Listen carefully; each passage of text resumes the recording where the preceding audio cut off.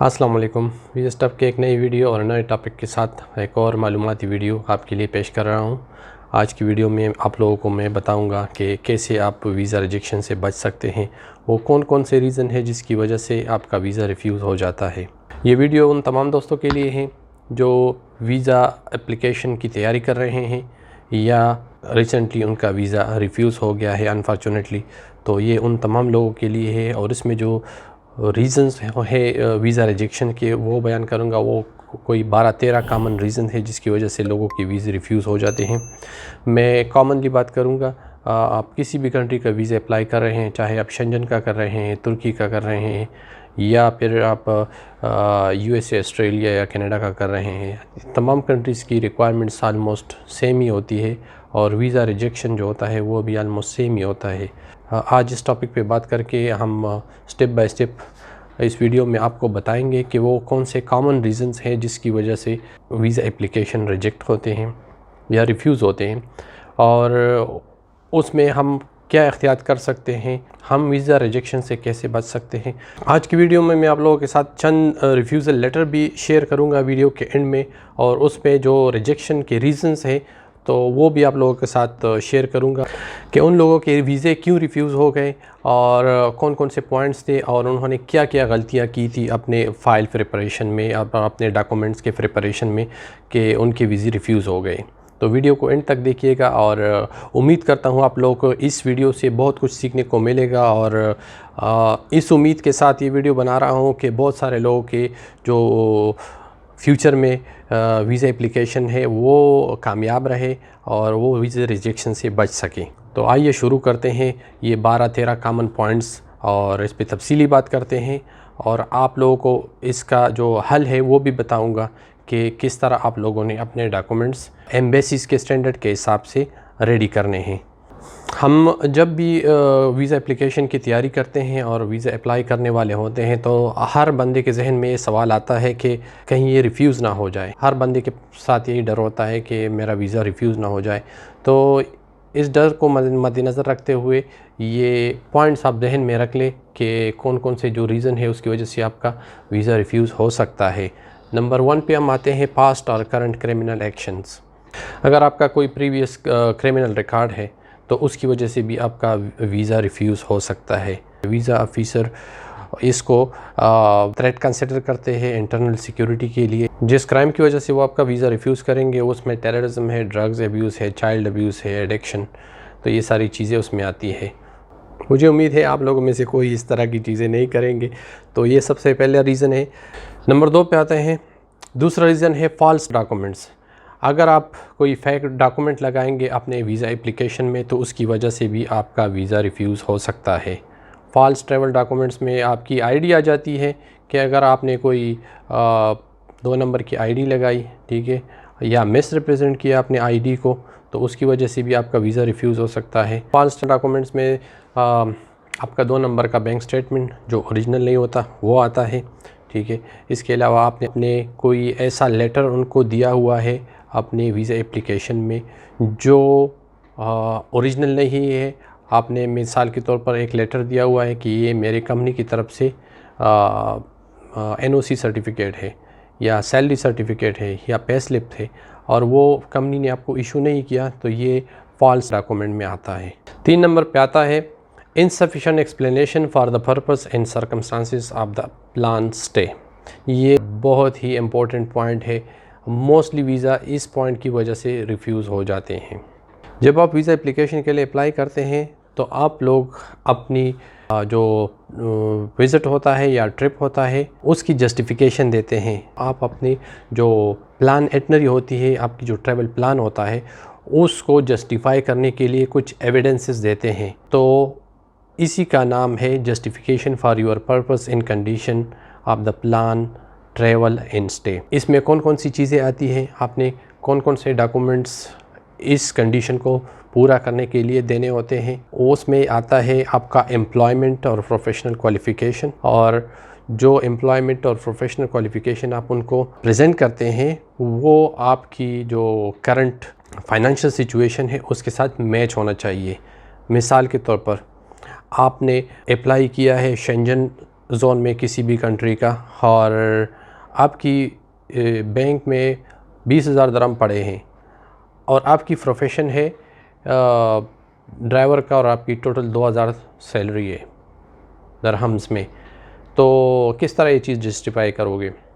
2,000 की सैलरी है, उधर आपकी 20 नहीं बल्कि मैं बोलूँ 30,000 दरहम आपके अकाउंट में पड़े हैं, तो ये जस्टिफाई नहीं हो सकता।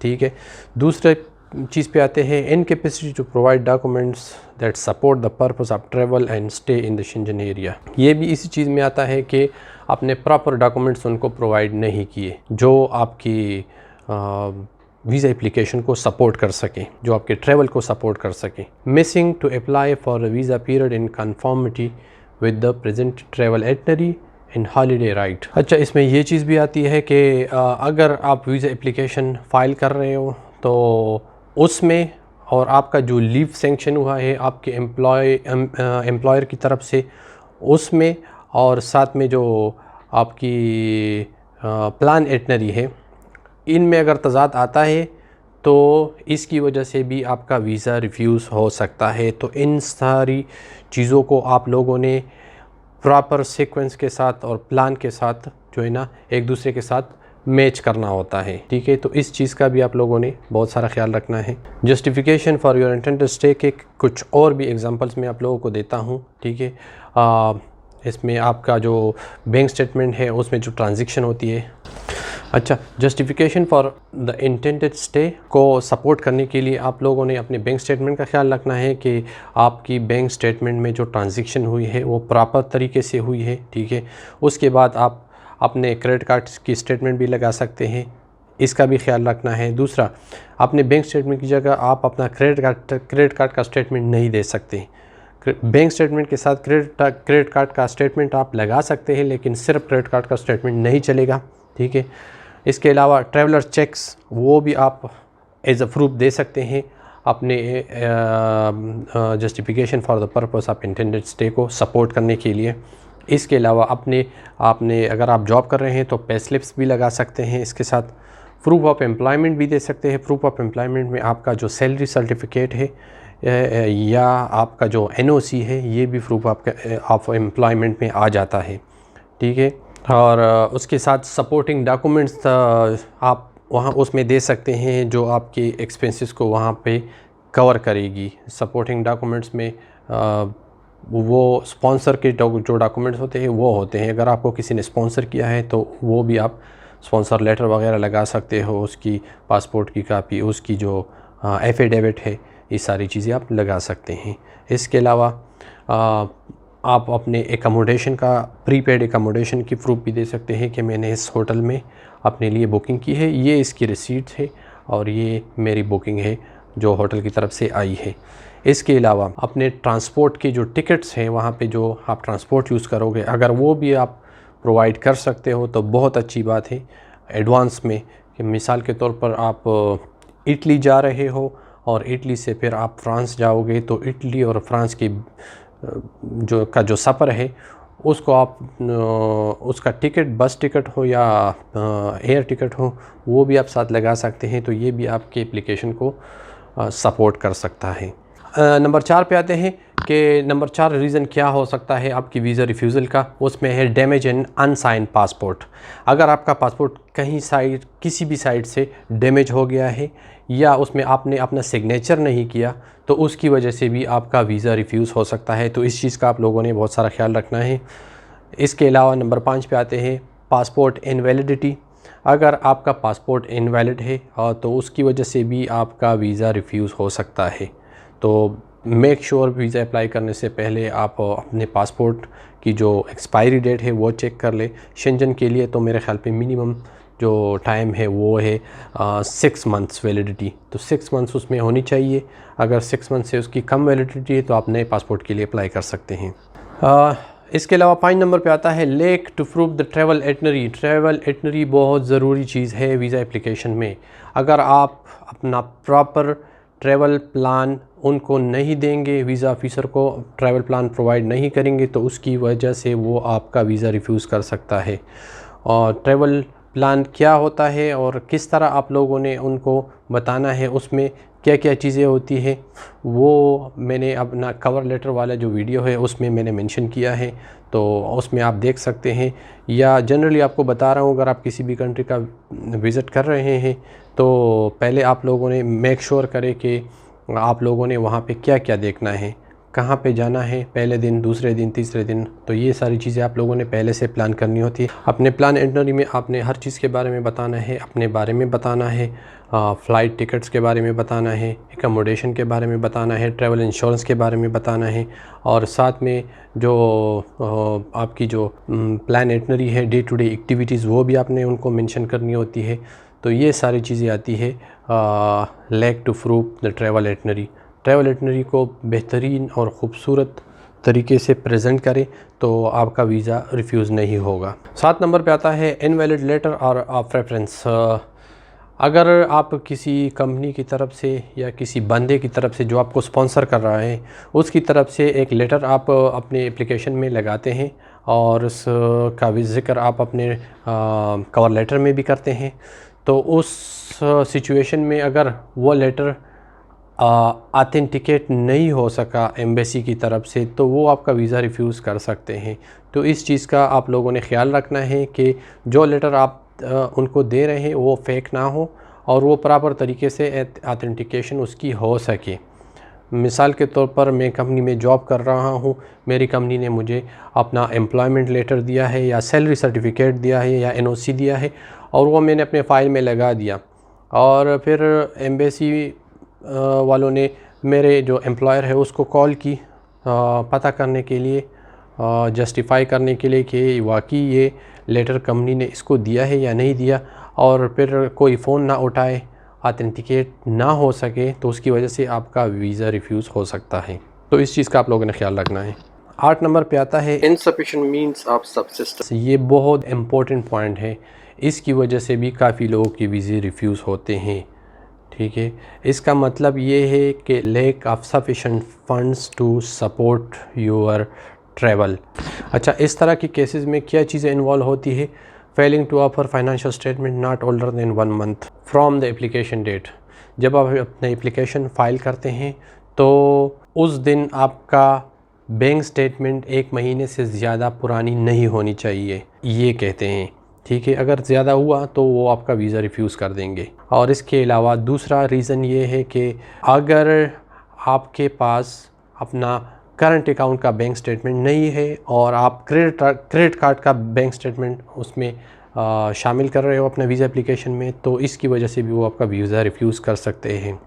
इसके अलावा इसमें ये चीज़ भी आता है कि अगर जो रिक्वायर्ड अमाउंट है आपके बैंक अकाउंट में वो अवेलेबल नहीं है तो उसकी वजह से भी आपका वीज़ा रिफ्यूज़ हो सकता है। शेंजन के लिए कम से कम आपको अपने अकाउंट में 15,000 से लेके 20,000 दरहम तक रखनी चाहिए। तो ये चीज़ आप जहन में रख लें कि इसके बग़ैर अगर बैलेंस आपका कम होगा तो वीज़ा आपका रिफ्यूज़ होगा। अच्छा, आप अपना फ़ाइनेंशियल सफिशेंसी किस तरह प्रूव कर सकते हैं अपनी वीज़ा एप्लीकेशन के लिए? उसमें आपका जो बैंक स्टेटमेंट है, क्रेडिट कार्ड है, कैश है, ट्रैवलर चेक है, पे स्लिप है, प्रूफ ऑफ एम्प्लॉयमेंट है, सपोर्टिंग डॉक्यूमेंट्स, ये सारी चीज़ें सपोर्टिंग डॉक्यूमेंट्स में आती है। तो आप ये सारी चीज़ें लगा के अपने फ़ाइल को स्ट्रॉन्ग बना सकते हो और आसानी से वीज़ा हासिल कर सकते हो। एक और चीज़ नंबर 9 पे अनएक्सेप्टेबल बर्थ और मैरिज सर्टिफिकेट। अगर आपने अपने वीज़ा एप्लीकेशन में एक मैरिज या बर्थ सर्टिफिकेट लगाया है जो ऑथेंटिकेट नहीं हो सकता, जिसकी इंक्वायरी नहीं हो सकती एम्बेसी की तरफ से, ये तो उसकी वजह से भी आपका वीज़ा रिफ्यूज़ हो सकता है। नंबर 10 पे आता है इनवैलिड ट्रैवल इंश्योरेंस। आप जिस कंट्री के लिए अप्लाई कर रहे हैं तो अगर उसकी जो रिक्वायरमेंट्स है वो आप ट्रैवल इंश्योरेंस की वो है 30,000 यूरो और आपने 20,000 यूरो का या 25,000 यूरो का ट्रैवल इंश्योरेंस किया है तो उसकी वजह से भी आपका वीज़ा रिफ्यूज़ हो सकता है। तो पहले एडवांस में पता कर ले कि जिस कंट्री के लिए आप अप्लाई कर रहे हैं उसकी ट्रैवल इंश्योरेंस की रिक्वायरमेंट्स क्या है, किस तरह की ट्रैवल इंश्योरेंस चाहिए और कितनी चाहिए, ये आप लोगों ने मेक श्योर करना है। नंबर 11 पे आता है बहुत इंपॉर्टेंट पॉइंट। मोस्टली वीज़ास इस पॉइंट की वजह से भी रिफ्यूज़ हो जाते हैं, वो है insufficient ties with the home country. इसका क्या मतलब है? Insufficient ties with the home country का मतलब ये है कि आपकी कुछ मजबूरियां होनी चाहिए और उसके सबूत आप लोगों ने हमें देना है। एम्बेसी वाले कहते हैं कि आप लोगों ने हमें ये सबूत देना है कि आप अपनी कंट्री को वापस आओगे इस ट्रैवल पीरियड को ख़त्म होने से पहले। ठीक है, तो ये चीज़ बहुत ज़रूरी है। बहुत सारे लोगों की वीज़ा इस पॉइंट की वजह से रिफ्यूज़ हो जाते हैं कि उनकी स्ट्रॉन्ग टाइज़ बैक होम से नहीं होती। स्ट्रॉन्ग टाइज़ में आपकी फैमिली आ जाती है, आपकी जो एम्प्लॉयमेंट है वो आ जाती है, आपकी जो एसेट्स है बैक होम में, आपकी प्रॉपर्टी है, आपके शॉप्स है, आपका कोई और बिज़नेस है तो वो भी उसमें आ जाता है, और आपकी जो मैरिज सर्टिफिकेट है और साथ में फैमिली रजिस्ट्रेशन सर्टिफिकेट, ये सारी चीज़ें आप लोगों ने अपने एप्लीकेशन के साथ लगानी होती है। तो ये बहुत ज़रूरी है। आप लोगों ने अपने एटनरी में वीज़ा ऑफ़िसर को ये बावर कराना होता है कि मैं आपकी कंट्री सिर्फ घूमने या एक किसी ख़ास मकसद के लिए जा रहा हूँ और इतने दिन गुजारूँगा और वापस मैंने अपने जॉब ज्वाइन करनी है या अपना बिज़नेस ज्वाइन करना है। उसकी कुछ सबूत आपने देने हैं डॉक्यूमेंट्स की शक्ल में। इसको बोलते हैं sufficient ties with the home country. तो ये number 11 insufficient ties with home country की वजह से वीज़ा रिफ्यूज़ हो जाता है और ये आप लोगों ने अपने जहन में रखना है। नंबर 13 पे आते हैं non disclosure of previous issues. अगर आपने प्रीवियसली किसी शेंजन कंट्री में, तुर्की में या किसी और कंट्री में आपने ट्रैवल किया है और आपने दोबारा वहाँ पे अप्लाई करनी है या वीज़ा एप्लीकेशन जमा करना है, तो ये जहन में रखें कि आप लोगों ने अपनी प्रीवियस ट्रैवल के बारे में लाजमी अपने एप्लीकेशन फॉर्म में उनको बताना होता है। अगर आप ये नहीं करेंगे तो इसकी वजह से वो आपका वीज़ा रिफ्यूज़ कर सकते हैं। तो आप लोगों ने झूठ नहीं बोलना, क्लियर उनको बताना है कि मैंने आपकी कंट्री में अप्लाई किया था, इस डेट को किया था, रिफ्यूज़ हो गया या जो भी हो गया, लेकिन आप लोगों ने लाजमी उसमें ये मेंशन करना होता है। तो ये चीज़ जहन में रखें कि प्रीवियस इश्यूज़, प्रीवियस ट्रैवल के बारे में आप लोगों ने उनको एप्लीकेशन फॉर्म में लाजमी बताना होता है। और नंबर 14 पे आता है आपकी proof of accommodation. Proof of accommodation लाजमी है। अगर आप वो अपनी वीज़ा एप्लीकेशन में सबमिट नहीं करेंगे तो वो आपका वीज़ा रिफ्यूज़ कर देंगे। प्रूफ ऑफ एकोमोडेशन आपकी बुकिंग है जो आपकी होटल का करते हैं वीज़ा एप्लीकेशन से पहले, तो वो आपने अपने वीज़ा एप्लीकेशन में रखनी भी है और साथ में आपने अपने एटनरी में, अपने कवर लेटर में ये साथ मेंशन भी करना है कि मैंने इस होटल में बुकिंग की, कि उसका एड्रेस भी आपने अपने वीज़ा एप्लीकेशन में यूज़ करना होता है। तो ये चीज़ जहन में रखें। तो ये थी वो कॉमन रीज़न्स जिसकी वजह से वीज़ा एप्लीकेशन रिफ्यूज़ हो जाते हैं। मोस्टली कंट्रीज़ में आप अप्लाई करते हैं, तो ये मैं जनरली बात कर रहा हूँ। वीज़ा एप्लीकेशन किसी भी कंट्री का आप अप्लाई करो तो ये जो सारे रीज़न मैंने बयान किए, तो इनमें से कोई ना कोई एक रीज़न होगा जिसकी वजह से किसी का वीज़ा एप्लीकेशन रिफ्यूज़ हो जाता है। तो अगर आप इन चीज़ों का ख्याल रखेंगे तो उम्मीद करता हूँ आपका वीज़ा लाजिम लगेगा और आपको रिफ्यूज़ल नहीं आएगा। बाकी किस्मत की बात भी होती है। मैं तो ये नहीं कहता कि बस बंदा अगर 100% एप्लीकेशन रेडी करे तो उसको लाजिम वीज़ा मिलेगा, इसकी कोई गारंटी नहीं होती। वीज़ा एप्लीकेशन की कोई गारंटी नहीं होती कि आपको लाजमी मिलेगा। बस बंदा अपना कोशिश कर लेता है और अपने डॉक्यूमेंट सही तरीके से रेडी कर लेता है। बाकी देने वाला तो अल्लाह है, वो देता है। एम्बेसी वाले क्या देंगे, आपकी किस्मत में होगा तो ज़रूर आपको वीज़ा मिलेगा और आप ट्रैवल कर सकोगे। लेकिन आपने सिर्फ किस्मत पे डिपेंड नहीं करना, आपने कुछ अपनी तरफ से भी एफ़र्ट्स लगानी होती है, तब जाके आपको जो है ना कोई कामयाबी मिलती है। तो ये चीज़ जहन में रखें। इसके बाद हम आते हैं अपना, जो मैंने आपको बोला था कि वीज़ा रिफ्यूज़ल लेटर आप लोगों के साथ शेयर करूंगा, तो एक दो भाइयों ने मेरे साथ अपने वीज़ा रिफ्यूज़ल लेटर शेयर किए हैं। पहला वीज़ा रिफ्यूज़ल लेटर है ग्रीस का, जो रिसेंटली उसने अप्लाई किया अबू धाबी से और वो रिफ्यूज़ हो गया था। तो अभी मैं आपको बताऊंगा कि वो आपको स्क्रीन पे नज़र आ भी रहा होगा उसका वीज़ा रिफ्यूज़ल लेटर। तो उसमें जो रीज़न है पहला वो है justification for the purpose and condition of the intended stay was not provided. तो जिस तरह पहले मैंने इस वीडियो में आप लोगों को बताया वही चीज़ यहाँ पे हो गया है। ठीक है, कि जो उसका जो पर्पज़ ऑफ ट्रैवल है, जो स्टे है उस कंट्री में, वो उसने क्लियरली उसको जस्टिफाई नहीं करवाया, उसकी वजह से उन्होंने इसका वीज़ा रिफ्यूज़ किया हुआ है। एक रीज़न तो ये हो गया। दूसरा ये है you have not provided proof of sufficient means of substance. तो फाइनेंशियल फंड्स और सफिशिएंट फंड्स की जो एविडेंस है वो उसने प्रोवाइड नहीं किया, तो उसकी बैंक की ट्रांजैक्शन, उसकी बैंक स्टेटमेंट, उसमें जो एक्टिविटीज़ हुई है, जो ट्रांजैक्शन हुई है, उसकी सैलरी आई है, उसकी सैलरी सर्टिफिकेट में, ये सारी चीज़ें मैच होनी चाहिए। तो एक रीज़न ये है कि उसका जो सफिशिएंट मींस ऑफ सब्सटेंस है वो प्रूव नहीं हो सका, उसकी वजह से उसका वीज़ा रिफ्यूज़ हो गया है। इसके अलावा कोई तीसरा रीज़न हाँ है, the information submitted regarding the justification for the purpose and condition of the intended stay was not reliable. मतलब उसने जो जस्टिफिकेशन के लिए, अपने इंटेंडेड स्टे के जस्टिफिकेशन के लिए उसने जो और डॉक्यूमेंट सबमिट किए थे वो रिलायबल नहीं थे एम्बेसी के लिए। क्यों रिलायबल नहीं थे ये तो मुझे अब आइडिया नहीं हो रहा कि उसने किस तरह के डॉक्यूमेंट सबमिट किए थे अपनी वीज़ा एप्लीकेशन में। जब मैं उसका फ़ाइल रीड करूँगा बकौल उसके वो तो कह रहा था कि मेरा हर चीज़ परफेक्ट था। हर बंदा यही कहता है वीज़ा रिफ्यूज़ल के बाद कि मेरा तो हर चीज़ परफेक्ट था, बस ऐसे ही उन्होंने रिफ्यूज़ किया। ऐसे ही रिफ्यूज़ कभी कभी हो सकता है अगर वीज़ा ऑफिसर का मूड ठीक ना हो और सुबह सुबह वो आए और आपका एप्लीकेशन उसके सामने हो बीवी से झगड़ा करके, और बस गुस्से में उसने आपका वीज़ा रिफ्यूज़ कर दिया, 2-3 दफ़ात लगाए, वो अलग बात है। लेकिन हर दफ़ा ये नहीं होता, वो अपना एक प्रोसीजर है उससे गुज़र के जो है ना आपका वीज़ा एप्लीकेशन उस पर फिर डिसीजन लेते हैं और फिर फैसला करते हैं कि आपको वीज़ा देना है या नहीं देना। तो ये 3 रीज़न थे जिस तरह मैंने पहले बताया। तीनों के तीनों रीज़न मैंने अपने इस वीडियो में आप लोगों को मेंशन किए। इसके अलावा दूसरा रिफ्यूज़ल लेटर है वो भी मैं आप लोगों के साथ शेयर करना चाहता हूँ। अच्छा, ये जो वीज़ा रिफ्यूज़ल लेटर है ये स्विट्ज़रलैंड का है, शेंजन जोन का।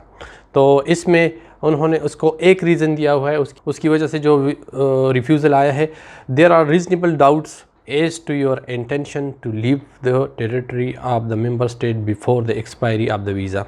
इसका मतलब ये है कि इसने जो बैक होम कंट्री से जो स्ट्रॉन्ग टाइज़ है वो प्रॉपर तरीके से उनको शो नहीं की और उसकी जस्टिफिकेशन नहीं की। अगर शो की है तो उसको प्रॉपर तरीके से जस्टिफाई नहीं की, तो इसकी वजह से उसका जो वीज़ा है वो रिफ्यूज़ हो गया।